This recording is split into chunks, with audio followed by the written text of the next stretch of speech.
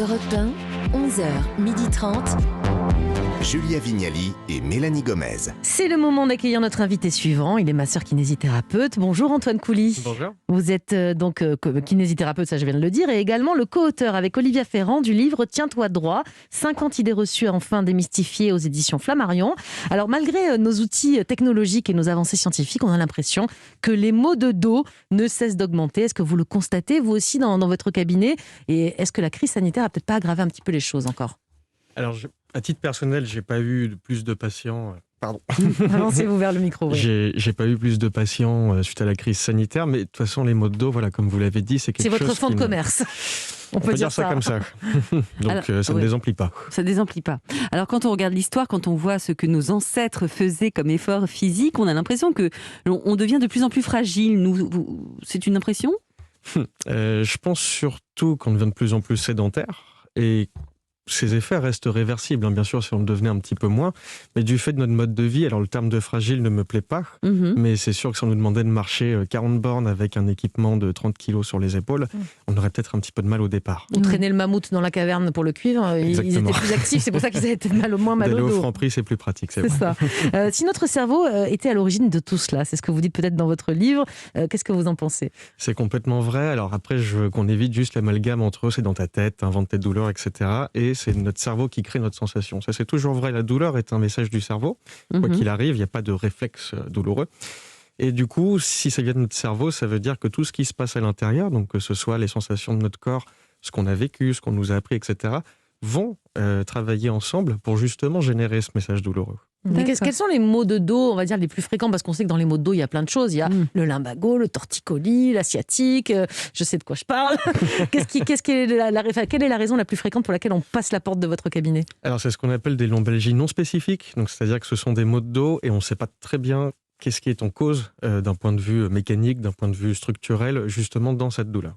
D'accord, alors on va dédramatiser tous nos problèmes de dos avec vous ce matin, à commencer par le titre de votre livre, Tiens-toi droit. Non mais c'est vrai que moi, je sais pas vous Mélanie, mais petite, tout le temps, on m'a toujours dit ça. Tiens-toi droite, sinon tu auras mal au dos. Ou tu auras une scoliose. Exactement. En permanence. Et tu trouveras pas de mari, qu'on me disait. Est-ce que c'est vrai ou pas ce mensonge? Est-ce qu'il est vrai ou pas ce mensonge? Alors je dirais qu'en effet, se tenir droit pour ne pas avoir mal au dos, pour pas finir plié en deux, pour pas avoir de scoliose, ça c'est un mensonge. Maintenant, faut-il se tenir droit quand on a mal, etc. Je dirais qu'en fait, il n'y a pas de bonne ou de mauvaise posture. Il y a une posture à un instant T qui est OK pour vous. Et si ça commence à être inconfortable pour vous, mon meilleur conseil, ce serait juste d'en changer, tout simplement. Si vous êtes bien droite, restez droite, et quand vous êtes plus bien, Oui, mais regardez là, moi par exemple, là, je suis bien. Elle est un peu affalée, Julia. Elle est un peu affalée, mais je suis bien là. Je suis bien affalée. C'est pas un problème? Voilà. Le dos est rond quand même, mais bon. Justement, si on se tenait droit, alors douleur ou pas de douleur, on va dire, mais si on se tient vraiment droit comme un i toute la journée, est-ce que c'est pas quand même le meilleur moyen de finir chez vous, justement?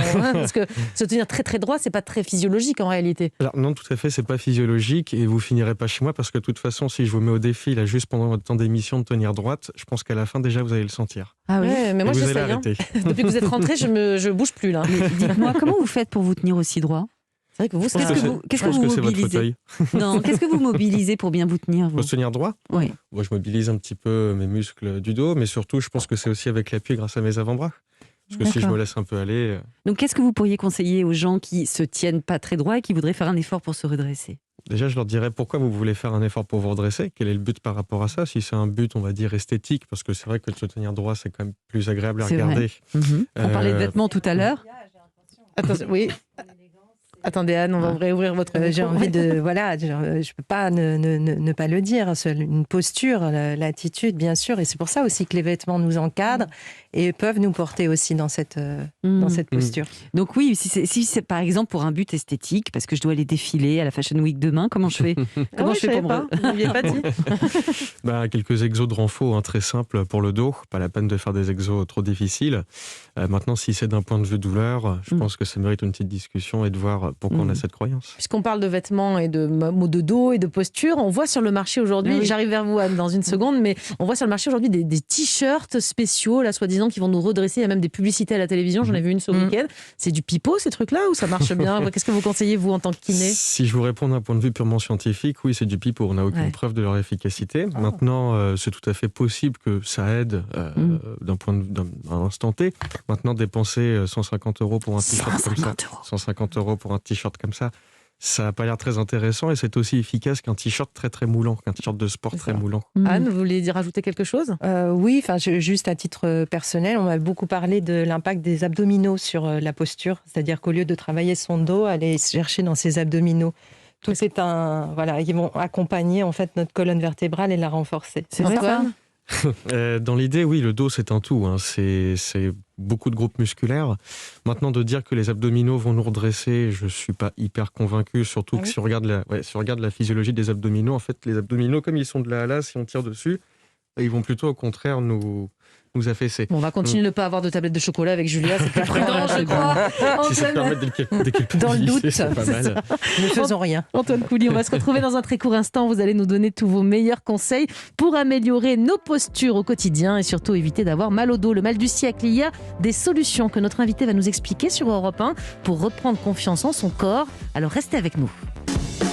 11h30 sur Europe 1. Bien fait pour vous.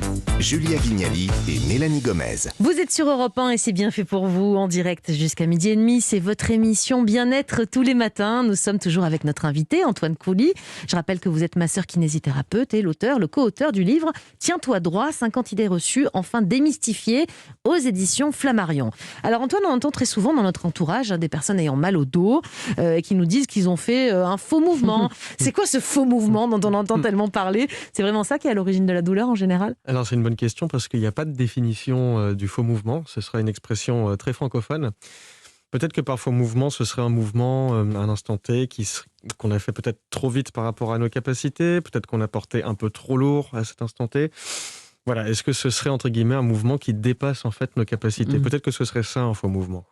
Alors on sait à présent que contre le mal de dos, le meilleur des traitements, c'est justement le mouvement. C'est l'assurance maladie qui dit ça, c'est pas vous. L'assurance maladie. Non, ah bon, c'est pas moi qui ai Non, c'est l'assurance maladie, mais ça dommage. fait 20 ans qu'on le sait. Alors justement, est-ce que si j'ai vraiment très mal au dos, par exemple, que je me penche en avant, je dois me forcer à me pencher en avant, même si je souffre? C'est ça le conseil de l'assurance maladie? Alors je ne sais pas si c'est je ne parlerai pas pour eux, bien sûr, mais... Est-ce que c'est votre conseil à vous, en tout cas? Moi, mon conseil, ce serait de vous dire ce que vous pouvez faire, vous le faites.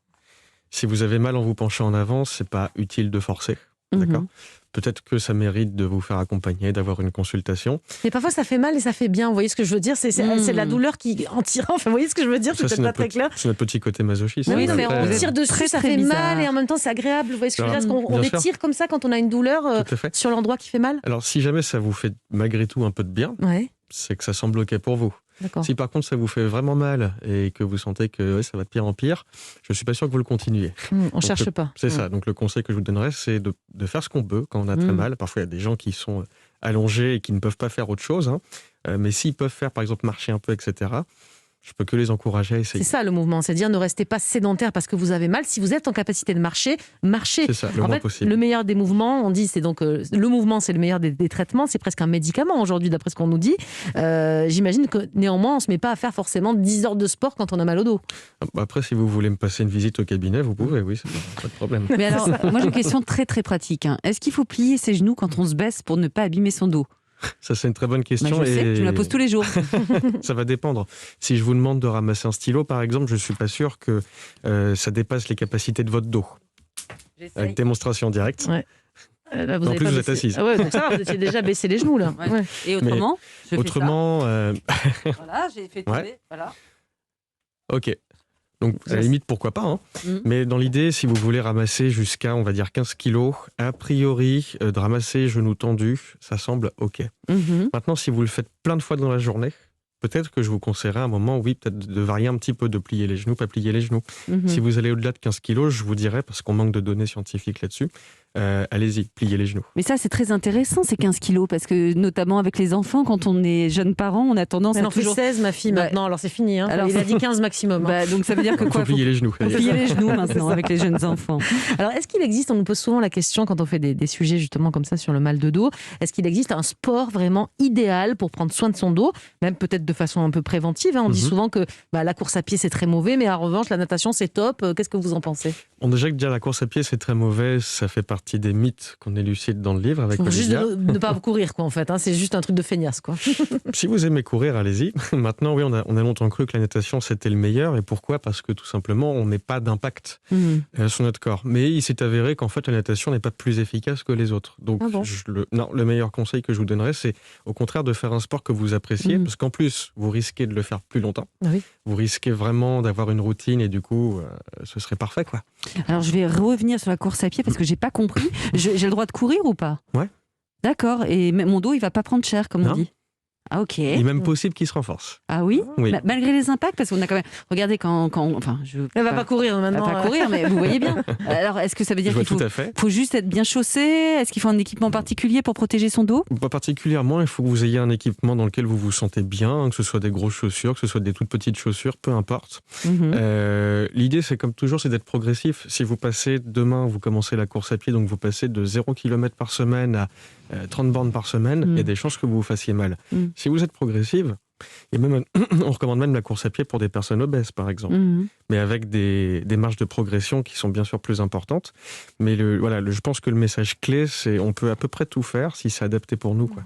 Dans les idées reçues sur les postures, on dit qu'il y a un outil qu'on a tous greffé aux mains ces dernières années, c'est le smartphone. Et on dit que, on a entendu, il y a eu des reportages là-dessus qui disent qu'il y a plus de problèmes au niveau du cou, des cervicales, parce qu'on a tout le temps la tête baissée, que ce soit dans le métro, au travail, pour regarder ce smartphone. J'ai même entendu parler de tendinite du pouce en explosion.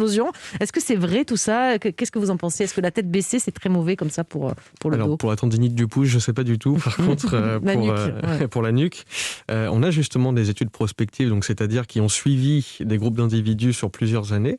Et on s'est dit, tiens, ceux qui utilisent beaucoup leur smartphone, est-ce qu'ils ont plus de problèmes que ceux qui l'utilisent moins? On a remarqué que non. Et du coup, on s'est dit, le problème, c'est à nouveau le même, est-ce que c'est pas simplement le fait d'être dans une même posture de façon prolongée qui nous fait mal à un instant T, plutôt que cette posture précise? Donc, à nouveau, mon conseil, ce serait juste, du moment où vous êtes plus confort dans cette posture, changez de posture. Mettez votre smartphone un peu plus haut. Je peux vous dire que nos ados, ils sont bien confort dans cette posture. Et l'expression « je me suis coincé un nerf », est-ce que c'est possible justement de se coincer un nerf dans le dos? Il y a des syndromes canalaires en effet au niveau des nerfs, mais c'est plus complexe que ça. Quand on se fait une douleur, on va avoir en effet tendance à dire je me suis coincé un nerf. Bon, c'est clairement un abus de langage, mais on peut tout à fait avoir un nerf irrité ou des choses comme ça. Donc techniquement c'est possible, mais l'expression est peut-être un peu forte. Quand il y a une sciatique ou une hernie discale, il y a un nerf qui est coincé quand même. Là, il y a pas de. Alors, quand il y a une hernie discale, oui, le nerf peut être piégé, on appelle ça, ou peut y avoir juste une inflammation qui se propage au niveau du nerf sans qu'il y ait de contact forcément entre le disque et le nerf, mais qui crée quand même des symptômes de sciatique. Alors, on a compris qu'on a mal au dos, il faut quand même bouger, en tout cas bouger tant qu'on peut bouger. Tout ce qu'on peut faire, effectivement, est utile. On doit, vous dites également, bien dormir. C'est quoi le rapport ? En fait, on a tendance à penser que dormir, c'est ne rien faire. Mais en fait, quand on dort, il y a énormément de processus qui jouent au niveau du cerveau, au niveau de l'estomac, au niveau de la tension artérielle, etc. C'est le grand nettoyage. C'est exactement. Le cerveau travaille beaucoup quand on dort et si je puis dire, le système de la douleur va aussi travailler justement. Est-ce qu'il y a une bonne posture alors dans le lit à avoir pour dormir ? Tout à fait. Alors il y a la meilleure posture et la meilleure posture, c'est celle dans laquelle vous allez réussir à dormir. Oh, mais vous arrêtez pas de dire, c'est tout. Il y en a pas une quand même qui marche à tous les coups ? Même pas. Les gens qui sont très cambrés, Julia, elle est très cambrée par exemple. Je trouve, vous avez une jolie cambrure en tout cas. Est-ce qu'ils ont plus mal au dos que les autres ? Ça aussi, c'est une idée reçue qu'on entend. C'est une idée reçue. Ah bon, pas du tout. On n'arrive même pas à faire une moyenne en fait sur les cambrures. Vous n'avez pas le droit de me répondre, ce qui me fait plaisir, d'accord ? Donc voici la question. En termes d'oreiller ou de literie, matelas, est-ce que vous avez des conseils à me donner ? Par exemple, les mémoires de forme. Donc du coup, ma réponse va pas vous plaire, parce que je vais vous dire c'est la literie sur laquelle vous vous sentez bien. Non, mais d'accord. Mais par exemple, les lits à mémoire de forme, est-ce que c'est quelque chose que vous pourriez conseiller ? Est-ce que c'est un must-have et est-ce que ça permettra de supprimer des douleurs ? Franchement, j'en sais rien. Est-ce que le coût d'investissement vaut le coup ? Je suis moins sûr. Parlons un peu de nos enfants. Le cartable trop lourd, ils ont tous les cartables trop lourds, les sacs à dos trop lourds. Et je vous avoue, moi, quand je le vois partir au collège avec ce sac à dos qui est plus lourd que lui, je suis toujours très inquiète pour son dos. Est-ce que ça fait du mal aux enfants, les cartables trop lourds ? Alors, a priori, un cartable trop lourd ne va pas être péjoratif pour les enfants. Par contre, je rejoins l'idée que je ne vois pas vraiment l'intérêt de charger justement les enfants comme des mules. Mais c'est là où on voulait justement rassurer les parents dans le livre en leur disant, voilà, votre enfant va grandir normalement, il n'y aura pas de scoliose, etc. Mais bon, c'est vrai que c'est un peu bête de les charger autant. Jérémy, au 39-21, nous a laissé un message. Il nous dit que son père, quand il a mal au dos, se met une poche de glace pour calmer sa douleur. Est-ce que ça, c'est une bonne solution ? Alors, souvent, j'ai des patients qui vont me demander est-ce que je mets plutôt du chaud, plutôt du froid. Je vais leur dire essayez l'un, essayez l'autre. Prenez celui qui est le plus sympa, le plus OK pour vous.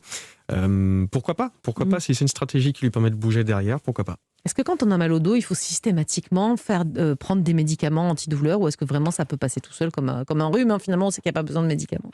La plupart des maux de dos, de toute façon, vont passer tout seuls spontanément.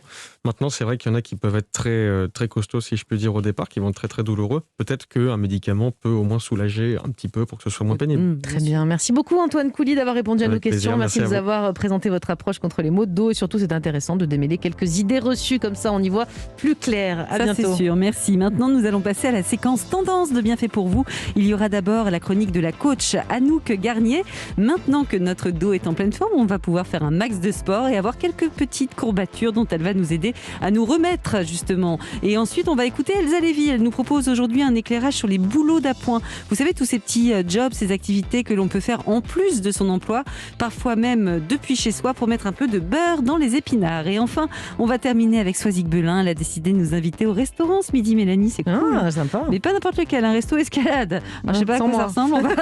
On va rester dans le dynamisme, en tout cas, dans Bienfait pour vous. À tout de suite.